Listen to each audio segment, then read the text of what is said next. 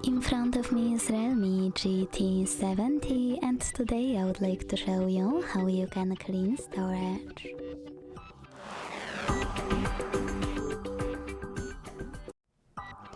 Begin by opening device's settings and scrolling all the way down right away.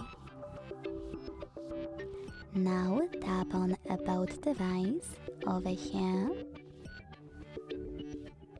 Click on Storage next to device name and hit Clean Up at the bottom. Now choose Allow or Don't Allow in the pop-up and hit Clean over here. As you can see, after a couple of seconds, my storage was successfully cleaned. Thanks so much for watching. If you enjoyed this video, don't forget to leave a like, comment and subscribe. Bye!